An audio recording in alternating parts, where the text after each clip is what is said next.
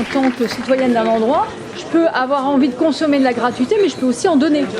C'est-à-dire que je peux, par exemple, consommer le bus, tu vois, mais aller cultiver les espaces verts. Justement, de consommer de la gratuité. Alors, de la même façon. Je vous provoque là, mais c'est vous. Non, mais bien sûr. Voilà. C'est-à-dire que c'est exactement l'inverse. C'est-à-dire que si on devait être dans une logique de consommation de la gratuité, on n'a pas avancé d'un centimètre. Voilà. Il s'agit à travers de la gratuité, si on parle de gratuité construite, dans ce terme de construction, il y a exactement l'inverse. Quand je dis consommer, c'est que j'utilise ton bus. Ah, mais ça, c'est autre chose. Est-ce que je peux donner du service, moi ? Consommer, c'est quantitatif. C'est-à-dire, je voyage beaucoup. Non, consommer, c'est pas toujours quantitatif. Je mange une carotte. Le rapport de consommation, non. oui. Non, ça c'est vraiment de la sémantique. Hein. Je consomme frugalement, je consomme une petite chose, je consomme, tu vois, dans ce qui dit une simplicité de vie. Quand je dis consommer, c'est-à-dire que j'utilise. Tu préfères peut-être que je dise je suis utilisateur. Est-ce que moi je peux aussi rentrer dans un service de gratuité ? Je dis voilà, je voudrais utiliser le bus ou l'eau dans l'Essonne, mais moi je voudrais participer aux espaces verts et jardiner. Je donne mon service, je donne 2 heures de mon service. Parce que ça, on n'en parle pas dans l'autre sens, tu vois, c'est ça qui m'intrigue. Ce qu'il y a, c'est alors. C'est intéressant que les citoyens soient acteurs de sa gratuité offerte. En fait, nous, c'est un truc très particulier parce qu'en fait, il faudrait que je prenne 2 heures pour expliquer. On a mis en place une mission de réussite citoyenne, c'est-à-dire, en fait, des agents publics, sur instruction des politiques, ont pour mission d'aider des citoyens qui ont un projet de cette nature à réussir leur projet de vie, qui n'est pas forcément un projet professionnel. Non, je te dis, moi je vais aider au jardin. Voilà. Alors, juste, je continue. Pas... Donc là, par exemple, il s'agissait d'une nana qui bossait dans une plateforme d'appel téléphonique, un call center, quand même. Et elle, son rêve, parce qu'elle est passionnée par la musique, c'est de devenir... elle voulait devenir luthière. Sauf que voilà, c'est un changement radical, etc.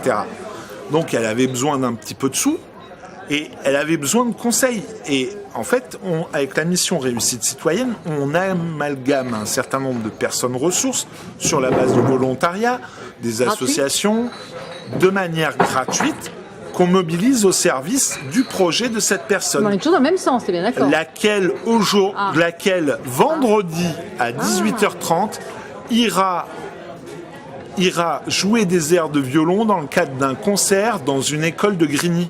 Une école en plein cœur de la Grande Borne, avec des populations défavorisées auxquelles jamais on ne pense à donner ne serait-ce qu'un petit air de musique classique.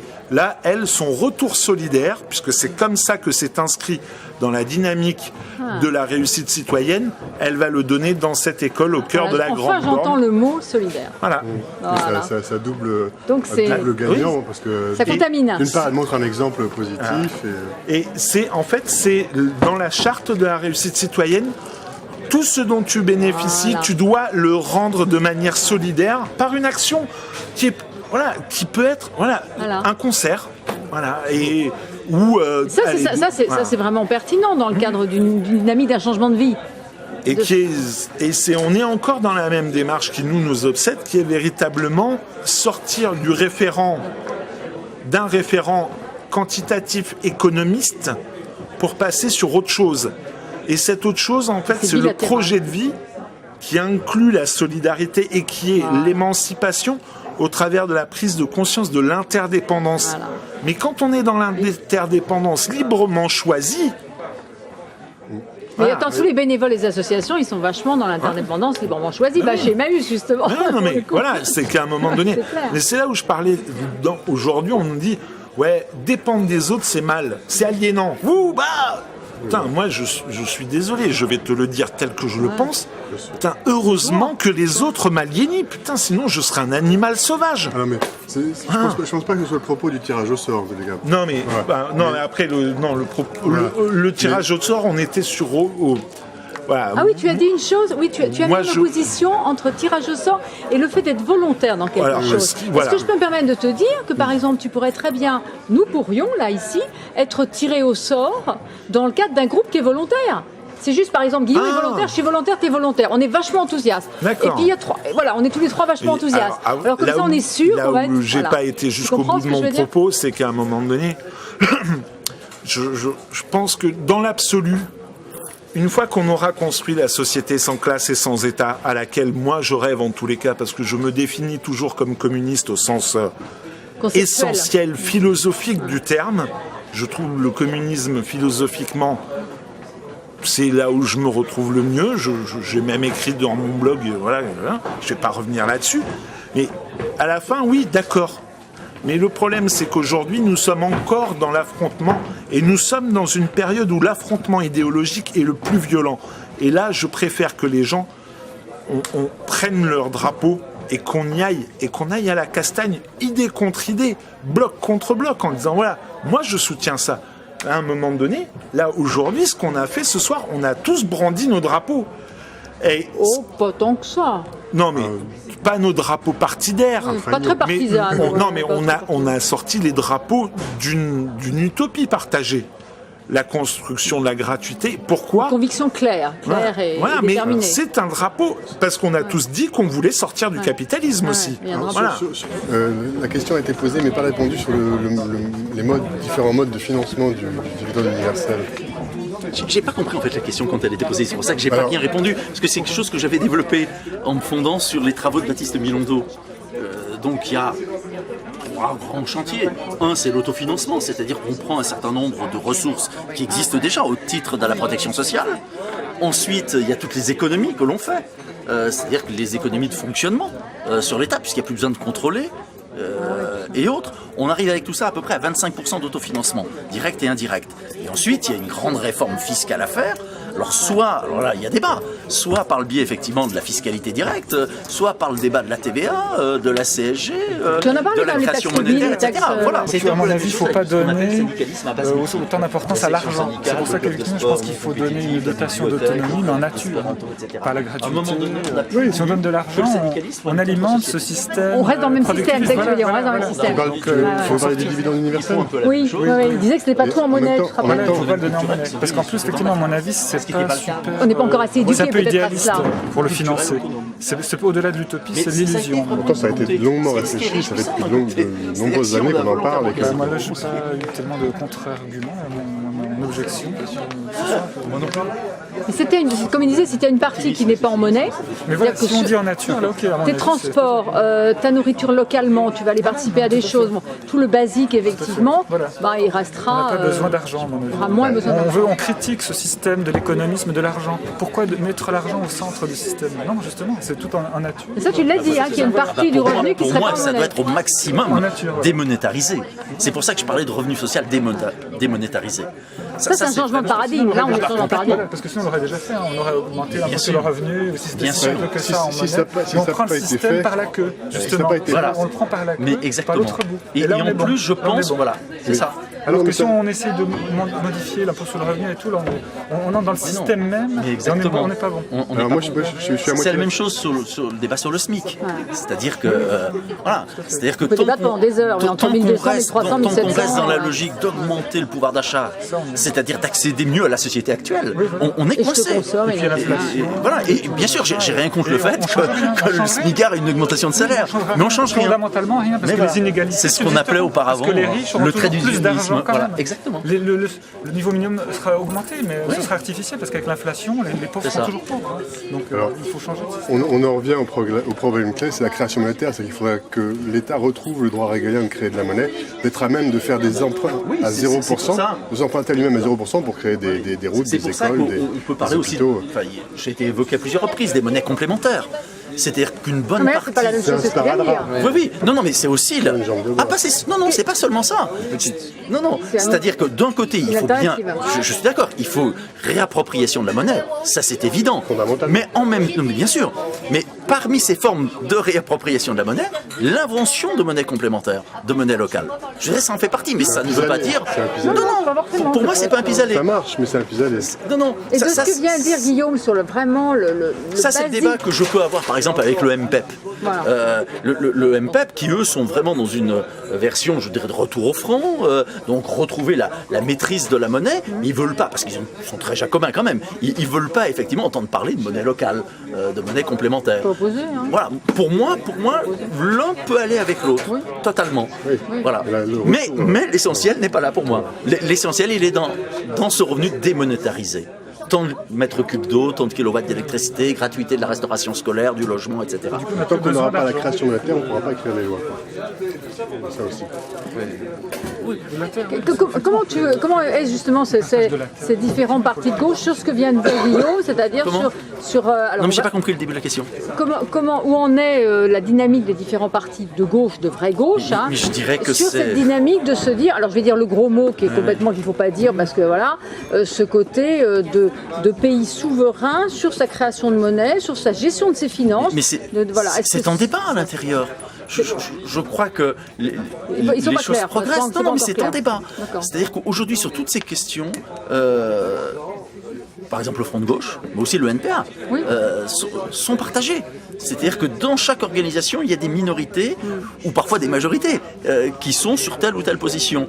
C'est un peu tôt encore. Mais j'espère que ça va bouger suffisamment. Je vais les voir parce que j'ai la Oui, merci. Il y a le mouvement des objecteurs de croissance pour la décroissance qui se structure de alors plus toi, en tu en fais plus partie et qui présente. Tu veux nous donner ton prénom Jean-François, qui présente des candidatures dans 30 au moins, enfin un peu plus de 30 à 40 circonscriptions en France. Voilà. Alors là, on a 30 à 40 candidatures sur les législatives 2012 des objecteurs de croissance. Vous aviez déjà mis d'ailleurs des candidatures en 2007. En 2007, et puis aux élections, là je sais pas, je pourrais pas dire, mais ensuite aux élections régionales, cantonales, européennes en 2009. Voilà. Et donc c'est un mouvement. Est-ce que vous sentez que c'est quelque chose qui est en croissance à l'heure actuelle en 2012 voilà. La seule chose en croissance, c'est les objecteurs de croissance. C'est merveilleux. Aussi croissance en bonheur, en épanouissement, en bien vivre. C'est une dynamique qui prend un petit peu dans la société française. On espère. En tout cas, c'est aussi le sens de notre démarche, c'est de faire passer le message des idées de la décroissance parmi les 99% qui ne sont pas sensibilisés encore à ces idées-là. En fait. Ce que porte Paul Ariès, vous aimeriez que ce soit un peu plus connu, effectivement. Tout à fait, voilà. Donc effectivement, ces idées-là, effectivement, existent à fond parmi les objecteurs de croissance. Non, mais bien sûr. Forcément, bien sûr. Et alors, ces candidatures d'objecteurs de croissance, c'est pas simple d'être candidat aux législatives. Ça demande un petit budget. Ça demande un investissement personnel. Alors surtout personnel, effectivement. Il faut payer sa profession de foi, il faut payer des choses. Les professionnels de la politique, c'est assez difficile, mais nous avons eu une aide un peu logistique, enfin des conseils de collègues. Il y a eu un appel commun du Parti pour la décroissance allié au mouvement des objecteurs de croissance, en fait. Et il faut un budget personnel ou pas? Alors également, oui. De quel montant? Environ 2800 €. Enfin, pour les gens qui choisissent de fabriquer le matériel électoral. Il y a des gens qui font une campagne à 0 €, qui ne fabriquent pas de matériel. Mais par contre, on s'est remboursé via une réduction d'impôt à hauteur de 66%, je crois, par l'État. Je devrais bien savoir, vous êtes toi le spécialiste. Voilà. Donc on a 70% des frais remboursés sur une candidature législative. 68, pardon. Ces 68% ne sont pas conditionnés sur le pourcentage que l'on a d'électeurs? Alors non, je ne crois pas, non. C'est conditionné à la candidature effective. Après, effectivement, il y a des remboursements par l'État si on est plus de 50 à faire plus d'1%. Quelle est la mise de fonds alors, 2800. 2800 €. Une seule fois. Pour l'impression en fait du matériel électoral, circulaire, bulletin de vote et affiches. Ça c'est relativement raisonnable. abordable. C'est une petite quête pendant les 5 ans avant et tout s'en sort. Une ou deux buvettes. Il n'y a pas de 500 signatures à rassembler. Donc vous considérez que c'était plus démocratique de pouvoir être candidat aux législatives finalement? C'est un système qui est plus accessible à tout à chacun. Voilà, toi tu es candidat quelque part? Je suis candidat dans la 8e circonscription de Paris, donc un peu c'est l'est de la 12e, du 12e et puis le 20e. Bercy, Bel Air. Combien de candidats sur Paris en décroissance? Alors 5 candidatures sur Paris intramuros et puis 2 hors de Paris en Ile-de-France. D'accord. Alors quel est dans cette dynamique-là, c'est ce mouvement citoyen, c'est ce mouvement de non merci oui, c'est-à-dire non merci aux politiciens, addicts de pouvoir, de fric, etc. Et qui dit oui à la citoyenneté. Toi en tant que candidat à la décroissance, à quoi tu dis non merci et à quoi tu dis ah oui absolument? Eh bien non merci à cette culture de la compétition, de la mise en concurrence, de toujours plus, du saccage de la planète, des inégalités, de l'exploitation des peuples, des ressources de l'Afrique par exemple, des pays du Sud, et pour plus de justice, d'égalité des chances. Là, c'est le programme du PS, là. De respect d'autrui, en fait, et de la nature, du vivant, de modestie, de simplicité volontaire, de sobriété. Et j'avais déjà remarqué en 2007, et en te voyant ce soir, je le remarque encore, que quand on croise les candidats, des objecteurs de croissance et des Paul Ariès, vous avez le sourire, vous êtes joyeux. Oui, c'est normal puisque Paul Ariès est un objecteur de croissance. Oui, mais toi aussi. Est un des grands penseurs ça donne de la joie. en fait, même s'il y a plusieurs, disons, il y a un peu faction, et puis il y a par exemple le journal La Décroissance qui est un peu, qui défend une vision un peu différente, qui est contre la dotation d'autonomie. Ah voilà, il disait que voilà, il y avait débat là-dessus. D'accord, il y avait c'est pour ça moi je suis un peu partagé, je suis entre les deux. D'accord. Ah, c'est des vraies révolutions de paradigme. Ils sont moins gauchistes, on va dire. Voilà, ils affichent moins un positionnement clairement à gauche. Ils se disent ni de gauche ni de droite. Oui, exact. Et d'où Paul Ariès dit ils sont de droite, par exemple. Et forcément, c'est relatif, la gauche et la droite, de toute façon. Oui, ça veut-il dire quelque chose aujourd'hui? Est-ce que la gauche a le monopole de l'altruisme, par exemple? C'est une vraie question. Et donc, comment tu peux nous dire pourquoi et comment il se fait que très souvent, on vous rencontre les uns et les autres, vous êtes joyeux? Ah ben ça c'est une oui, les objecteurs de croissance, oui, vous êtes joyeux, souriant, content. Vous faites pas des chorales comme parce qu'en fait on n'est pas peut-être des frustrés en fait, on est satisfait de notre sort, on ne cherche pas à avoir le dernier iPhone, iPad. Vous plus satisfait dans la vie déjà? Ah bon d'accord, oui, effectivement, oui, aller toujours voyager en Chine pour épater ses collègues, voilà, j'étais en Chine, mais c'est pas la course peut-être, toujours à essayer de sauter dans la classe sociale supérieure, immédiatement supérieure. Ce qui est générateur de stress. Qui génère du stress et puis de la frustration finalement. Donc c'est au moins la joie de vivre, c'est au moins les préceptes de Gandhi qui disaient, en gros, le bonheur c'est de savoir, se satisfaire de ce qu'on a. Changer ce que l'on peut changer et se satisfaire de ce que l'on ne peut pas changer. Plein de citations effectivement intéressantes. Donc être objecteur de croissance, être candidat de décroissance, c'est la croissance de la joie de vivre. En tout cas, à vous regarder les uns les autres. C'est gentil. Bon, ça peut être un peu, je sais pas, un peu caricatural, mais c'est vrai que la démarche, en tout cas, est très stimulante intellectuellement. C'est très passionnant. On a l'impression de vouloir refaire le monde. Mais la démarche aussi, c'est le fait qu'en fait, il n'y a pas de mouvement politique qui défend ces idées-là, finalement.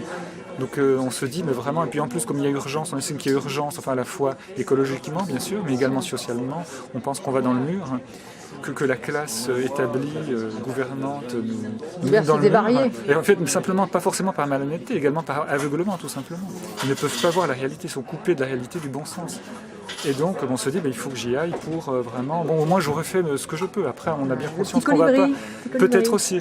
On a bien conscience qu'on va pas forcément infléchir beaucoup la tendance, changer les choses. Mais au moins aura-t-on fait notre acte de citoyen. Et puis voilà, on aurait dit, écoutez, on a informé les gens de certaines choses qu'ils ne voient pas forcément. Et puis, voilà. Ce que disait Jean-Louis, c'est-à-dire que retrouver cette fierté aussi d'être citoyen, je veux dire, notre responsabilité, c'est une responsabilité d'être un terrien et puis d'être citoyen de France, citoyen du monde, c'est une grande responsabilité effectivement.